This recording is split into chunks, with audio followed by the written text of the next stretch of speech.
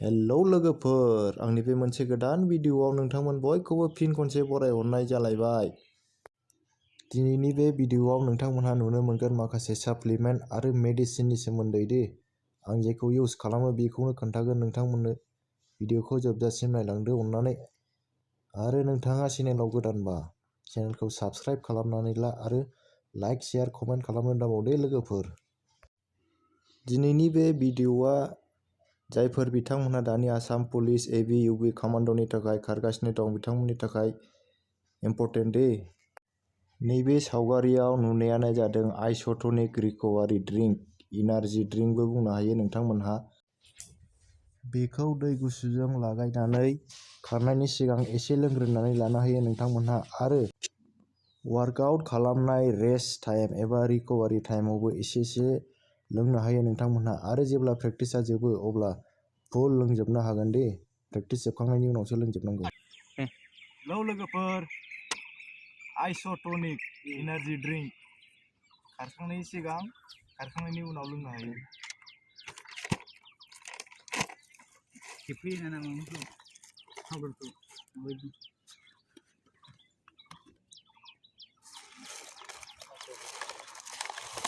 पाँचश' ml दैयाव नैबे scoop मोनसे दे। ओमफ्राय नैबेखौ ओरै बन्द' खालामफिननांगौ प्लास्टिक कभारखौ, जाहाथे एयार हाबा, बार हाबा। ओमफ्राय बेनि प्राइसआ एमाजनाव बिहरबा 549, नैबे फ्रि मोनफायो 549आव। अरेन्ज फ्लेभार, अनेक फ्लेभार दङ, मेरला फ्लेभार दङ। अरेन्ज फ्लेभारा साबसिन, अरेन्ज फ्लेभार आइस'टनिक।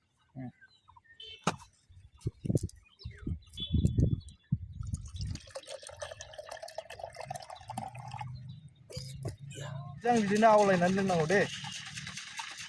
वार्कआउट खालामनायावबो गारामा रानखाङैनि एक गुद लोंनो हायो। ओमफ्राय उन्दैफ्रा इउज खालामनाङा दे बेखौ। क्लास 18 इयार्स, 18 बोसोरनि एबावबासो लोंनांगौ बेखौ। बेखौ लोङोबा ओरै जिरायनानै लोंनांगौ दे, गसंनानै लोंनो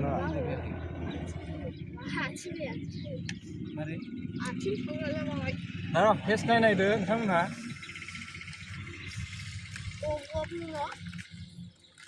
बारा दालों, एसेल' लों। आइस'टनिक लोगोफोर।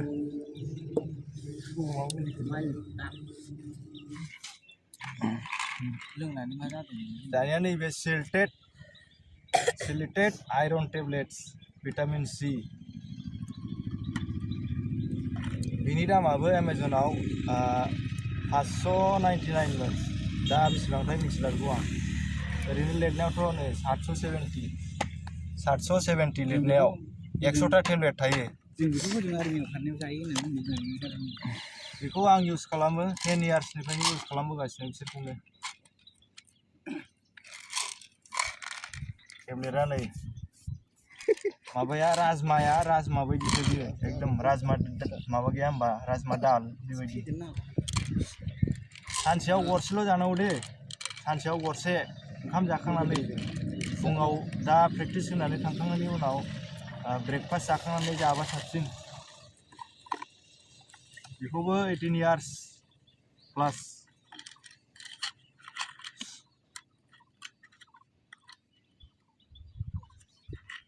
एमाजनाव बिहरनो हागोन, सिलेटेड आयरन। बेवहाय अक्सिजेन लेभेल इनक्रिज खालामो, ओमफ्राय हिम'ग्ल'बिन इनक्रिज, हिम'ग्ल'बिनखौ बारायो, थैनि खमखौ बारायनानै होयो, ओमफ्राय उइकनेस बेखौबो इनक्रिज खालामना होयो। मेङा बेखौ जायोबा, एकदम एक्सलेन्ट खारनो हागोन, गराय दाब्रायनाय बायदि खारनो हागोन बेखौ जायोबा। मेंनायखौनो मिन्थिया, खारबाय थानो लुबैगोन नोङो।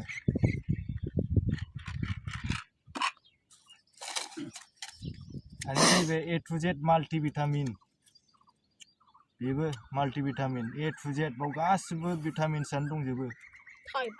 बेखौबो सानसेयाव थरसे जायोबा मोजां आरो सानसेयाव थरसे जायाबा सप्तायाव थरथाम जाबाबो मोजां सानसे बाद खालामनानै बेखौ फार्मासियावनो मोनो बेनि प्राइसआबो बांद्राय नङा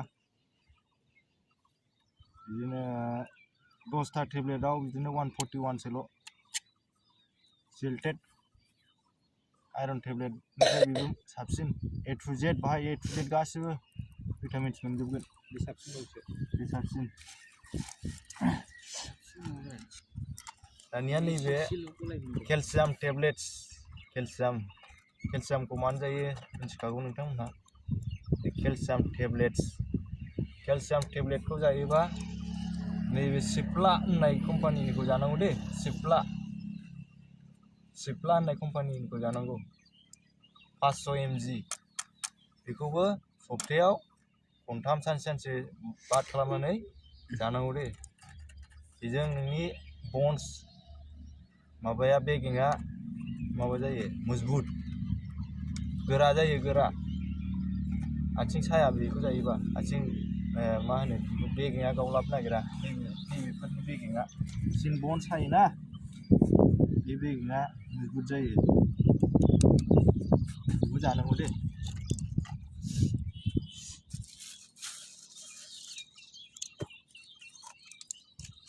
बे केलसियाम टेब्लेटआ मोननै रोखोमनि थायो मोनसेया नैबेबायदि गोथां बेखौ फार्मासियाव मोनो नैबेखौ खिन्थु अनलाइनसो बिहरनांगौ दे दहाय खोन्थानो बावदों आं अनलाइनसो बिहरनांगौ बेखौ एमाजननिफ्राय बिहरबा साबसिन एमाजन फ्लिपकार्टआवबो मोनो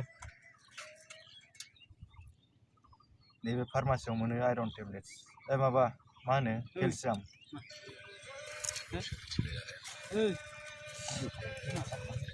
ओमफ्राय नैबेयो आथिं सादोंबा आरो आथिं बुनाय सानायबा सुइमिं जानायबा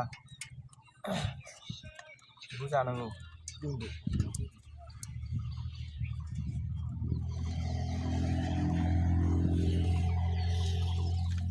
नैबायदि खारनाय पिक्सार दंखायो फार्मासियाव मोनो बेखौबो ओमफ्राय नै फ्रन्टजों बेजों सिगाङाव बेबायदि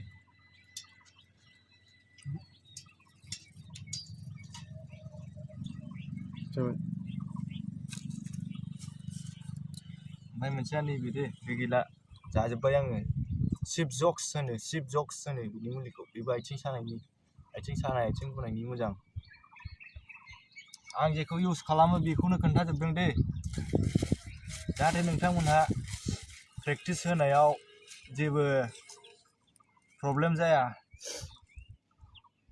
आसाम पुलिस मोनलांजोबो जोंनि बर' लाइमोनफोरा फंबाय बिनानावमोनहा मोजाङै नाजादो गोसो होनानै ओमफ्राय मोनसे खोथा दे नोंथाङा जुदि बांद्राय प्रब्लेम्सबा हारसिङैनो बिदि मुलि बिहरना जानो नाङा दे डक्टरनि एडभाइस लानानैसो जानांगौ दे